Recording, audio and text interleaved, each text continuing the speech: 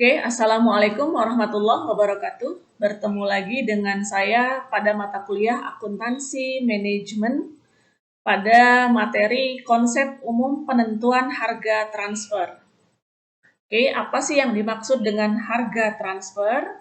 Harga transfer itu mirip seperti harga jual ya. Jadi kalau kita bertransaksi maka akan timbul berapa yang harus kita bayar gitu kan kalau kita sebagai pembeli. Nah, dalam konteks perusahaan, di internal perusahaan itu kan biasanya terdapat beberapa divisi. Misalnya perusahaan motor nih, ada divisi produksi spare part, lalu ada kemudian ada divisi perakitan. Nah, si divisi perakitan ini adalah konsumen dari divisi produksi spare part. Nah, maka mungkin kalau dalam soal ini ya saya contohkan adalah divisi pembeli dan divisi penjual. Si divisi perakitan sebagai divisi pembeli akan membeli dari divisi produksi gitu ya, dari divisi produksi spare part. Nah, harga yang terbentuk itu disebut dengan harga transfer gitu ya. Harga yang terbentuk di antara dua divisi tadi adalah disebut dengan harga transfer. Bedanya dengan harga jual apa? Kalau harga jual adalah harga yang terbentuk dari transaksi yang dilakukan oleh dua perusahaan di antara dua perusahaan gitu ya. Jadi perusahaan dengan eksternal perusahaan maka itu yang terbentuk adalah harga jual. Tapi kalau harga transfer adalah harga transaksi yang terbentuk di antara divisi di internal perusahaan. Nah, seperti itulah. Silahkan Anda baca sendiri contohnya, bukan contohnya, teorinya di slide yang sudah saya berikan di Google Classroom. Oke, baik, kita langsung masuk pada contoh soal untuk harga transfer. Di sini dijelaskan bahwa PT Bobot Sari memiliki dua divisi, yaitu divisi pembeli dan divisi penjual. Seperti tadi saya contohkan, kalau di perusahaan motor misalnya ada divisi produksi spare part, ada divisi perakitan. Nah, motor itu kan sebelum dirakit berarti harus diproduksi dulu nih si komponen-komponennya atau spare part-nya. Setelah terbentuk atau setelah diproduksi komponennya, baru nanti divisi perakitan akan merakit komponen-komponen tadi menjadi sebuah produk akhir misalnya ya, yaitu motor. Oke. Divisi Bobot Sari ini juga punya dua divisi, yaitu PT Bobot Sari ini memiliki dua divisi, yaitu divisi pembeli dan divisi penjual. Jelas divisi penjual adalah divisi yang memproduksi dan divisi pembeli adalah divisi yang akan nanti menjual produk akhirnya ke luar. Seperti itu kira-kira ya. Nah, divisi penjual ini mengeluarkan dana sebesar 145.000 ya untuk memproduksi per kotak produk. Nah, divisi penjual ini bisa menjual produknya keluar dengan harga 360.000 per satu kotak. Satu kotaknya isinya 12 unit, harga per unitnya adalah 30.000. Contohnya seperti ini. Nah, kan si divisi penjual ini bisa menjual produknya keluar, ya, bisa ke internal, bisa keluar. Kalau keluar tadi harga jualnya adalah 360.000, gitu ya. Kalau keluar, si divisi ini akan menjual keluar produknya, produk akhir ya, produk akhirnya adalah 360.000. Nah, sedangkan harga jual divisi penjual ini adalah, jadi si spare part ini kan diproduksi oleh divisi produksi tadi bisa dijual keluar dengan harga 220.000 gitu ya, dengan harga 220.000. Sedangkan biaya produksinya sendiri adalah 145.000. Nah, berapa harga transfer yang ideal kalau dia mau menjualnya ke divisi lain, gitu ya. Berapa harga transfer yang ideal kalau dia ingin menjualnya ke divisi yang lain. Maka kita cek kalau dia ngejual keluar adalah 220.000, misalnya dia kan saya kan ngejualnya ke internal, ya sudahlah harga jualnya sesuaikan saja dengan biaya produksinya atau biaya variabelnya yaitu 145. Maka si divisi penjual ini tidak akan mendapat untung sebesar 75.000, akan hilang nih keuntungannya 75.000. Kenapa? Karena kalau dijual keluar kan 220.000. Sedangkan kalau dia menjual ke internal, ke divisi lain hanya 145, maka dia akan rugi, ya. 220 dikurangi 145, jadi ruginya 75.000. Jadi bagaimana nih harga transfer yang ideal harusnya? Maka harusnya harga transfer yang ideal adalah 220.000. Kenapa harga transfer yang ideal 220.000? Karena kalau misalnya si divisi penjual ini menjual ke divisi lain 220.000 atau sama dengan harga jual keluar perusahaan, maka divisi penjual tersebut akan dapat laba 75.000. Oke. Nah, sedangkan si divisi pembeli, kan dia divisi pembeli ini membeli ke divisi penjual. Dia nanti akan menjual lagi keluar produk akhir. Produk akhirnya itu akan dijual 360.000. Ya, akan dijual 360.000. Lalu kemudian kalau dijual 360.000 misalnya ya, maka kan tadi dia membeli dari divisi penjual 220.000, maka kita kurangkan di sini misalnya jadi 220.000. Harga belinya dari divisi mana? Dari divisi penjual 220.000 kan, ya. Maka divisi pembeli ini akan punya untung sebesar berapa? 360.000 dikurangi 220.000, jadi 140.000, gitu ya. 140.000. 140.000 ini kalau kita tambahkan dengan 75.000, maka sama dengan 215.000. Artinya apa? Perusahaan akan dapat dua keuntungan.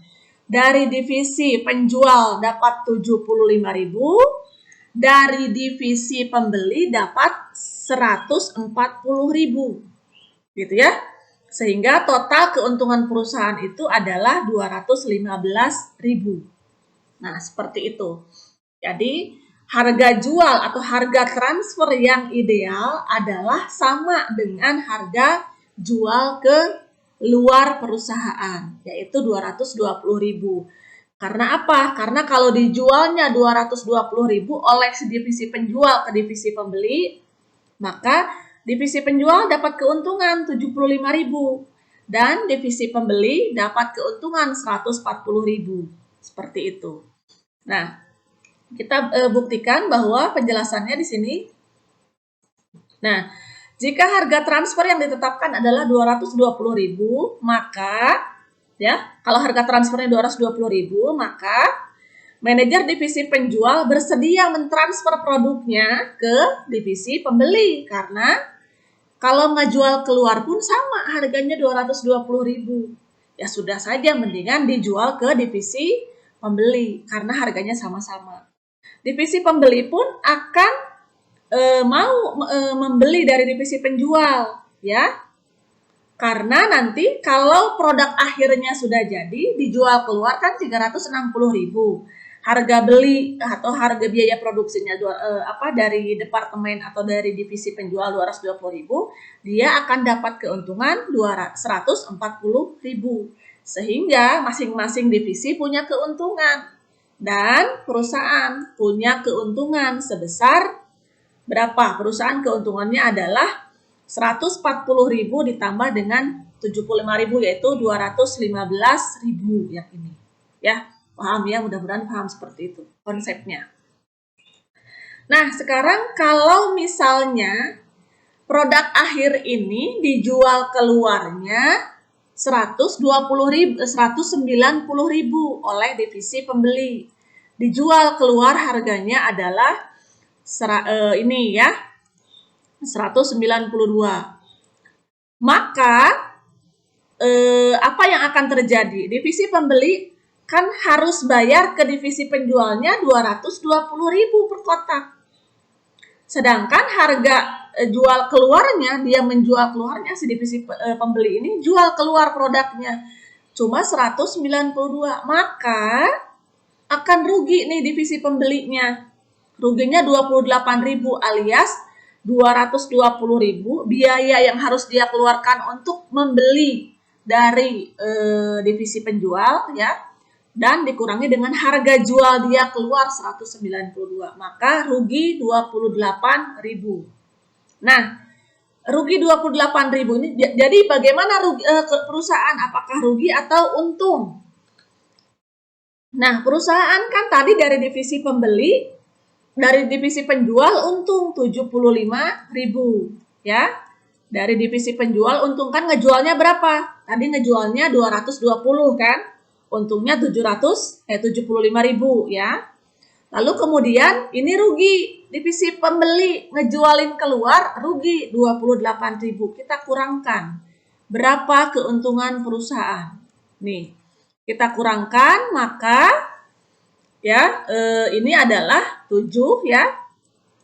Ini kurangi 6 kurangi ini 4. Nah, seperti ini. Berarti perusahaan hanya untung 47.000 dari dua divisi tadi. Divisi penjual untungnya 75.000, divisi pembeli ruginya 28.000. Atau perhitungannya bisa dilihat seperti ini. Nilai jual per kotak, nilai jual keluar itu adalah 192. Sedangkan biaya variabelnya ya dari dua departemen nih, biaya variabelnya 145. Sehingga kalau kita kurangi 192 dikurangi 145 adalah 47. Atau sama dengan ini nih. Ini untung atau laba dari divisi penjual 75.000, ini rugi dari divisi pembeli 28.000, sehingga diselisihkan 75.000 dikurangi 28.000 hasilnya 47.000. Sama ya nih perhitungannya. Seperti itu. Oke, kita lanjutkan. Nih ya, perusahaan silakan Anda baca sendiri di slide-nya sudah saya share juga. Perusahaan akan memperoleh laba atau margin kontribusi yang lebih besar jika divisi penjual menjual produknya ke pasar eksternal. Karena dengan menjual ke pasar eksternal, perusahaan akan memperoleh margin kontribusi sebesar 75.000 per kotak. Jadi bagi perusahaan akan lebih menguntungkan jika pesanan dari konsumen lokal ditolak oleh divisi. Maksudnya kalau ada kapasitas menganggur ya. Oke, lanjut. Asumsi ada kelebihan kapasitas. Kalau ada lebih kapasitas, maka boleh tidak dijual gitu ya. Kalau ada misalnya gini, perusahaan memproduksinya 10.000 komponen. Sedangkan si divisi pembeli hanya butuh 9.000 komponennya. Berarti kan ada kapasitas yang menganggur sebanyak 1.000 kapasitas. Yang 1.000 ini boleh dijual atau tidak. Kita lihat. Nah, harga transfernya adalah 145.000 ya. Harga transfernya 145.000. Jika diasumsikan divisi pembeli menerima pesanan dari konsumen lokal yang ingin membeli produknya dengan harga 192, maka divisi pembeli akan memperoleh margin kontribusi 47.000. 192 dikurangi 145.000 adalah 47.000. Dengan kondisi ini, manajer divisi pembeli seharusnya menerima tidak apa-apa dijual dengan harga 192.000. Kenapa? Karena yang utamanya sudah terpenuhi. Ya, yang utamanya sudah terpenuhi. Karena ada kapasitas tadi yang menganggur yang 1.000 unit, maka ini yang 1.000 unit ini silakan dijual saja walaupun harganya adalah 192.000 gitu ya. Harusnya berapa harganya? Kan harusnya harganya 360 kan tadi. Kenapa sekarang dijual 192? Nggak apa-apa, ini kan kelebihan produk. Gitu ya. Nah, seperti itu. transfer berdasarkan harga pasar, maka harga transfer harus sama dengan harga pasar. Oke, contohnya begini tadi ya, PT Bobotsari seperti yang dijelaskan di awal, ini sama soalnya. Divisi penjual akan menetapkan harga transfer 220, harus 220 karena ke pasar aja ngejual 220. Maka divisi penjual harus ngejual ke divisi pembeli dengan harga transfer 220. Ya. Maka perhitungannya tadi ya, harga transfernya 145 ditambah opportunity cost atau margin kontribusi yaitu 75.000. Ini 220 dikurangi 145 yaitu 75.000 sehingga harga transfernya adalah 220.000. Harus 220.000. Jadi harga transfer itu harus sama dengan harga pasar, gitu ya. Nah, maka kontribusi labanya tadi sudah saya jelaskan ya. Kalau harga transfernya sama dengan harga pasar, maka divisi penjual akan memberikan kontribusi laba ke perusahaan sebesar 75.000. Gitu. Lalu kemudian divisi pembeli akan memberikan atau kontribusi laba ke perusahaan 140.000. Sehingga dua divisi ini akan memberikan kontribusi laba ke perusahaan sebesar berapa tadi? 140 ditambah dengan 75.000. Kalau saya tidak salah 215.000. Kita cek benar tidak nih 215.000. Kontribusi ke perusahaannya, kontribusi laba ke perusahaannya. Nah, betul ya. Jadi 215 ini berasal dari mana? Berasal dari sini nih. Ini tuh dari sini. Ya, dan dari sini. Hasilnya 215.000. Seperti itu. Lalu kemudian contoh kedua, PT Banyumas memiliki dua divisi, yaitu divisi suku cadang dan divisi kedua. Dan divisi apa ini ya? Nggak kelihatan.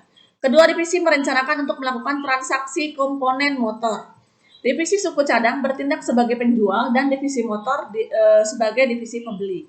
Divisi suku cadang juga menjual komponen ke pasar dengan harga per unit 160. Saat ini bekerja pada kapasitas penuh atau tidak ada kapasitas menganggur. Untuk membuat komponen, divisi suku cadang mengeluarkan biaya 100.000 ya. Jadi harga komponen harga pasarnya 160, biaya produksinya atau biaya variabelnya 100.000. Divisi motor menerima pesanan untuk membuat produk sebanyak 100.000 unit. Pemesan meminta harga 600.000. Jadi nanti divisi motor ini ngejual keluar ya, ngejual keluar adalah 600.000. Saat ini divisi motor beroperasi pada kapasitas 70%. Gitu ya. Maka gimana nih? Bahan bakunya 200.000, komponennya 160. Nah, ini komponen ini berasal dari divisi penjual. Tenaga kerja langsung, nah ini jadi total biaya produksinya adalah 620.000. Kita lihat, maka harga transfer yang harus disepakati adalah nih, harga jual keluar 100.000. Ini biaya per unit, biaya variabel per unit 100.000 dan ini opportunity cost-nya adalah harga pasar komponen itu ya 160 dikurangi dengan 100.000, berarti kan 60.000, sehingga harga transfernya harusnya 160.000. Lalu kemudian keuntungan yang diperoleh perusahaan ya langsung ya.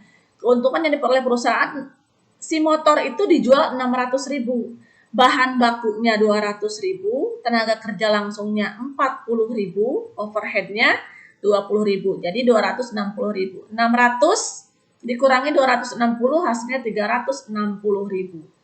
Dan pembelian komponen tadi sesuai dengan harga transfernya sesuai dengan harga pasar 160.000. Maka perusahaan tersebut akan mendapatkan keuntungan dari dua divisi itu adalah 180.000. Gitu. ya. Nah, kesimpulannya transaksi internal antar divisi adalah terjadi pada harga 160 atau harga transfer sama dengan harga pasar. Tambahan keuntungan bagi perusahaan adalah 180.000. Ini per unit motor ya, dikali 100.000 unit, jadi 18 miliar rupiah. Seperti itu. Sekarang yang kedua, kalau tadi kan kita bicara harga transfer itu sama dengan harga pasar. Kalau yang sekarang yang kedua, harga transfer yang bisa dinegosiasi. Dinegosiasi antara siapa? Antara divisi pembeli dengan divisi penjual. Seperti itu ya. Dalam metode ini, pendekatan biaya kesempatan atau opportunity cost-nya berperan dengan menetapkan batas, baik berupa harga maksimum dan harga minimum. Ya. Contohnya nih, PT Candisari memiliki dua divisi, yaitu divisi penjual dan divisi pembeli. Divisi penjual atau divisi A bekerja pada kapasitas penuh dan menjual komponen ke pasar eksternal. Jika divisi A tidak menjual ke pasar eksternal, maka divisi ini dapat menghemat biaya distribusi 40.000 per unit. Karena divisi ini tidak perlu mengirimkan produk keluar, kan? Ya, kalau cuma ngejual ke dalam atau ke internal, dia kan nggak usah mengeluarkan biaya transportasi gitu ya. Kedua, divisi ini memiliki hari efektif yaitu 260 hari. Informasi biayanya adalah sebagai berikut. Nih, divisi A kan menjualnya ke divisi B. Divisi B ini menjualnya keluar, ya, menjual produk akhir keluar.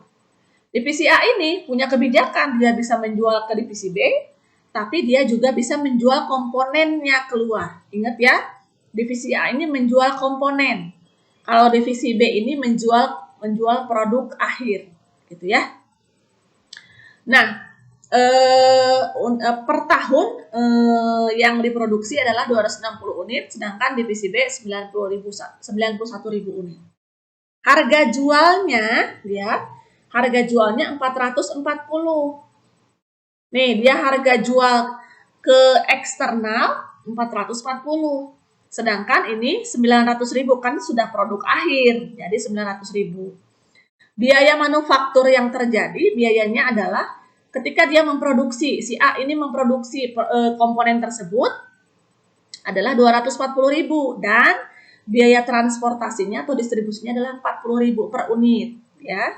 Sedangkan si divisi B biaya produksinya atau biaya variabelnya adalah 640.000 dan biaya transportasi atau distribusinya 60.000 per unit.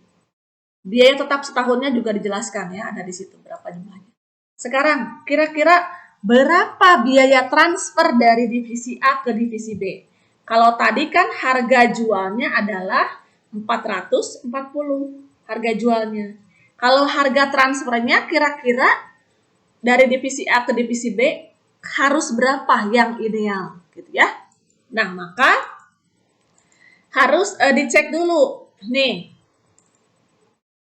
harus dicek dulu harga maksimum dan harga minimumnya. Ya, harga maksimum dan harga minimumnya. Caranya seperti ini. Harga jual minimum divisi A. Nih, harga jual minimum divisi A 440. Dia kan kalau ke pasar ngejualnya 440 ya. Dikurangi dengan biaya transportasinya. Sehingga minimum dia harus ngejual ke internal segini, 400.000. Dia kan nggak mau rugi gitu ya. Saya masuk harganya segini. Karena apa? Karena saya bisa hemat 40.000 biaya transportasi. Dengan harga ini divisi A tidak menderita rugi dan tidak memperoleh laba. Cenah gitu ya. Namun jika divisi A menjual 440.000, maka divisi A memperoleh keuntungan dan tidak dikeluarkannya dari tidak dikeluarkannya biaya distribusi. Benar ya, 40.000-nya adalah biaya distribusi. Nah, harga maksimum di divisi B. Nah, sekarang divisi B. Divisi B maksimum harganya pengennya 440.000. Kenapa? Karena di pasar saja dia bisa mencari produk itu atau komponen itu harganya adalah 440.000. Gitu ya. Jadi si divisi B ini bisa beli di luar komponennya. Harga di luar berapa? 440.000. Gitu ya. Maka harga minimum yang disepakati ya yang dari perhitungan ini harga minimum yang terjadi adalah 400.000. Harga siapa nih harga minimum? Harga si A.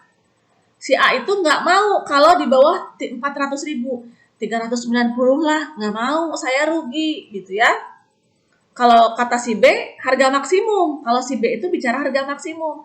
Saya maunya maksimum harganya adalah 440.000. Kenapa? Karena kalau saya beli di pasar, harganya juga sama 440.000. Jadi saya kalau mau beli ke divisi A, tolong harganya tidak lebih dari 440.000. Jadi maksimum berarti bicara si B atau divisi B. Kalau kita bicara minimum berarti kita bicara harga si A, gitu ya.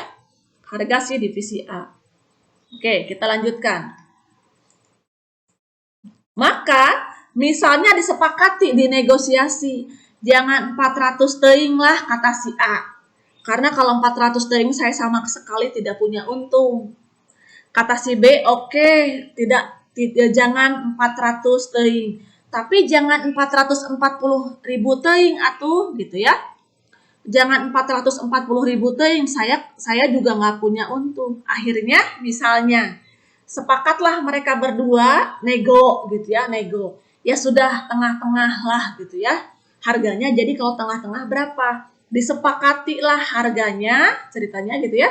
Harganya adalah 422.000. Disepakatilah harganya segini. Maka kalau disepakati harganya segini, kita lihat berapa keuntungan perusahaan dari departemen A atau dari divisi A, berapa keuntungan perusahaan dari divisi B. Tambahan keuntungan perusahaan dari divisi A dengan dari divisi B, itulah keuntungan perusahaan. Lihat, laba divisi A itu adalah harga jual atau harga transfer yang disepakati, ya, harga transfer yang disepakati dikurangi biaya variabelnya 400.000 ya, dikali 350 dikali unit yang terjual dari departemen A atau dari divisi A. Dari divisi B gitu ya. Dari unit yang terjual keluar. Sehingga dari divisi A akan untung 7.700.000. Dari divisi B, si divisi B itu kan harusnya dia beli keluar 440. Sedangkan dia dapat harga dari divisi A adalah 422. Berarti dia ada laba kan? Ada kelebihan nih kelihatan.